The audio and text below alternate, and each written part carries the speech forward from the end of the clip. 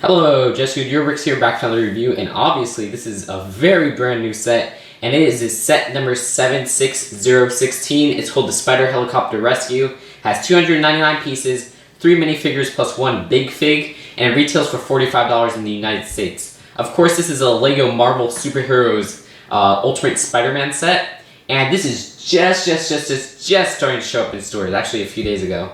And it's currently, you can only find it in Lego stores across the United States. I've seen a few online though. So now let's take a look at the packaging. So here is a box for the set, and you can see it displays the set quite well. It has a city background right there. Nothing too special on the front. Not the greatest design, but it's not too bad. And the back just shows some of the play features with the set, and a little advertisement for Lego Marvel Superheroes, the video game. So here are the instruction booklets for the set. You get one size like this, which is really quick, and it shows an ad for the upcoming Ultimate Spider-Man sets that come out this year, and one for Lego Marvel Superheroes, the game. Then you get one that's this size, with no ad, surprisingly, not even for the Avengers sets, which is really interesting. And then you get, of course, a comic book, which these are always a pleasure to get. I love getting these. Just kidding, I really don't like reading these or anything like that. But if you want to look through it, I'll show a quick look at it. That's the first one. That's the second page. That's the third page. That's the fourth page. That's the fifth page. And that's the end. Of course, they have this really awesome character poster. I love these in particular. They don't show any sets that we haven't seen, like none of the Guardian Galaxy or none of the X-Men sets, but they do show the Ultimate Spider-Man and Avengers sets that are coming out this year, or at least the minifigures from there, and then they show the minifigures that came out last year. So that looks really cool if you look at it. So that is just great, and it says lego.com-superheroes. I might scan this, so keep a lookout on my Flickr, and if I do scan it, I'll comment a link to that little photo right there. So here's the first minifigure, and of course it's Spider-Man, but this is the same version we've been getting since 2012, which is a little bit ridiculous. Would be cool to get some variation on this minifigure. I mean, come on, it's been 2 years. And here's the back, and you can see the back has this little back printing, and I did really like this design back in 2012, but I'm just getting tired of it. I have so many copies of him already. So now let's take a look at the other minifigures. So here is Mary Jane, and you can see she has some excellent torso printing. She has no leg printing, but she does have a great face printing too.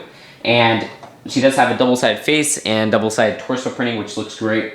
And her hairpiece is the ponytail hairpiece we've been getting since 2008, but it's in that dark red cherry color, which looks really cool. And in that color, it's not exclusive to the set, but it's a little bit more rare than other colors of that ponytail. So here is Power Man, and he's a great minifigure overall. He has a pretty cool torso printing, but I didn't like how it's in that Wolverine orange color, and I know Be Kind Sir Wine's really sad about that. And some nice back printing, and then he has a really cool front facial printing. Of course, he doesn't have any back printing on his face because he doesn't have like any hairpiece to cover it or anything like that, where he has a smirk, some sunglasses, and some cheekbones. Of course, this is a black minifigure, and I always love getting black minifigures because we need a lot more to diversify our Lego city or whatnot. So it's great, and he's a great minifigure, and now on to the next minifigure. Did I say minifigure? I meant big figure. Look at this guy. He looks great. This is the big Fig Green Goblin, and wow, I'm actually surprised how cool he looks. You can see his torso printing kind of doesn't really have printing, but it's like a kind of a silverish finish or like a metallic finish, which makes him look really cool than as opposed to having just a gray painting like that. And you can see the shine on that really well. And that looks great. And he does have olive skin, which makes him look really cool, and a very evil looking face. He's grinning like that, or really kind of gritting his teeth at this point. His head mold's really cool. It has a very nice detail on his ears, and a nice detail for his chin and everything like that. Of course, he's made up of a lot of different pieces. You got 2 pieces right there for the arms, 1 piece for the body. This is all 1 piece right here. But then you got a piece for the pins inside the arms, and you get 2 of those. And then you got these little arms right here as a separate piece. But still, he is a very nice minifigure, and you can see the back of his torso like that. It's a really cool mold, and I'm actually really glad on how this came out. He's actually the same size as Hulk, so if you need a size comparison, here you go. Let me just put his arms back on, and I will put Hulk. And of course, this is a new one, which you guys will see in an upcoming review very soon, but you can see they're the same size.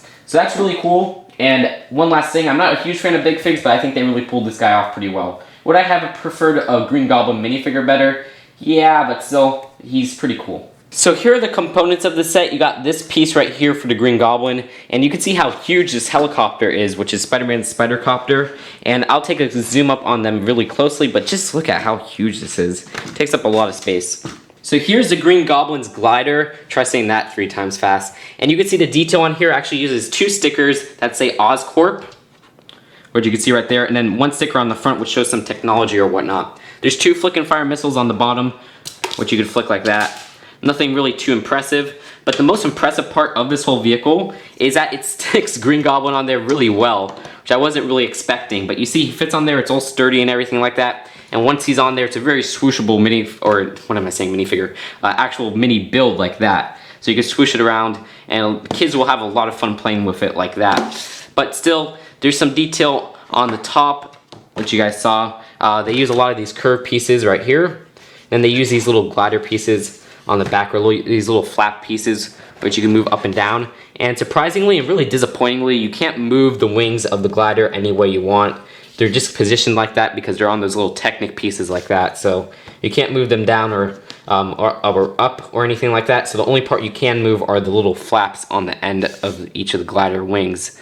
Still, it's a very sturdy build, and that's really all I have to say about it, because the rest of it doesn't really look too impressive, and it just doesn't really impress me at all with the green colors and stuff like that. Just really kind of impressed that Green Goblin sticks on there really well like that. So here is the design of the helicopter all outside. You can see it all zoomed out like that. It is humongous. I'm amazed at how big it is. It will take up a lot of space on my shelf. But for the outside details that I won't zoom up on, there's actually this part right here, which if you push that, this little part right here, there's some push missiles, and there's a top one right there, so you just gotta push it down like that, and you can see they shoot pretty well, and the bottom part like that, and they shoot pretty well too. So that's all cool. Then on this side right here, there's actually a detail. If you put this little part right here, and you push on the back, it shoots out like that. And I never liked that because it would never work, but I guess it works a little bit better because we've seen that a lot in some older sets. Hasn't been as common as it was like maybe a few years ago. But there's these 2 big little propellers right here, or turbines, which really kind of fall off a lot. When I was building them, they kept on falling off. I don't know why. But you can see you can spin them 360 degrees like that. And there's one on both sides. Then there's this cockpit right here, this cockpit right here. This one you can lift up because it's on a hinge, and then this one you just gotta take off. And in that cockpit, you can see actually there's 2 stickers for 2 control panels. There's one right there, and then there's one right there. And that only fits 1 minifigure, so there's really not much scroll space in there. This is really disappointing for a $45 set. And just gotta put Power Man in there like that, because that's who they should. They should put Power Man. And you can put it like that. Then there you go. Then for this part right here, which has this hinged little cockpit, there's actually this ledge right here, and it actually has a pretty interesting play function. Let me move the propeller out of the way, or the big rotor, because this just keeps on getting out of the way when I'm filming it. And what you have to do is you gotta put Spider-Man on the ledge like that. And you can see he's fit on there pretty well. Then put his web right here. Stick it on like that. Then you put that in the middle so it doesn't interfere with closing the cockpit. And then back here, there's this little lever right here, and if you push that button, or lever, whichever one, you can see Spider-Man is supposed to drop, and it worked really well before. He's supposed to drop down like that, so that's actually a really kind of interesting play function. And you can see he's spinning around like that, so it's kind of like a grappling hook function, or maybe like a, that's not really the proper word, maybe like a dropship function where he's kind of lowering down, and he could fight the Green Goblin on his little glider like that, maybe kick him or whatnot. So that's it for that play function. Of course, I did take off this big rotor right here because it would just get in the way, but that's easy to take off and easy to put on. But it's just massive in length. You can see how long that is. And it spins around like that. Then there's the back tail, which is it's not very detailed at all. There's just this little sticker for a shield right there. And it goes all the way to the back where there's this little turbine. And there's a turbine on this side here. So that's extremely long, and there's barely any detail here. I mean, they've had this problem before where they have kind of a tail of a helicopter or whatnot, and there's no detail. It's just really this part right here. Would have been cool maybe to have a bottom part to make it look a little bit more complete, but it's just straight like this. And I never liked that design. But that's really it for the Spider helicopter. I know it's humongous, so it's really hard to get this on the camera, and you can see there's even some details for these lights down here, which is actually pretty cool. I didn't really notice how that put into play at first. And one last zoom out like this, so you can see the details on the top and on the bottom. It's just humongous, but it's very sturdy, so I guess that's always a good thing besides these little turbines right here. And now on to the final verdict. Overall, this is, I don't know. I like the figures a lot. I mean, I like all of them besides the Spider-Man figure. Even the big Fig Green Goblin. Even though I would have preferred a minifigure Green Goblin in this set besides the big Fig. And I do like a little bit of the play features with the helicopter. Like, I really like the kind of creative drop ship aspect of dropping Spider-Man from the middle of the helicopter. I think that actually works really well, and it's something that I haven't seen before. And of course, the little missiles aren't like the flick and fire ones, but the push ones, which I always like. But that's really it. I mean, the set itself is really disappointing. Ever since I saw it, the helicopter itself looks really kind of bare bones. There's not much detail, especially with the tail. And like in the middle, which has that cool dropship function, there's literally nothing there. It's just the part right there and then a little ledge just to put Spider-Man so the dropship function will work.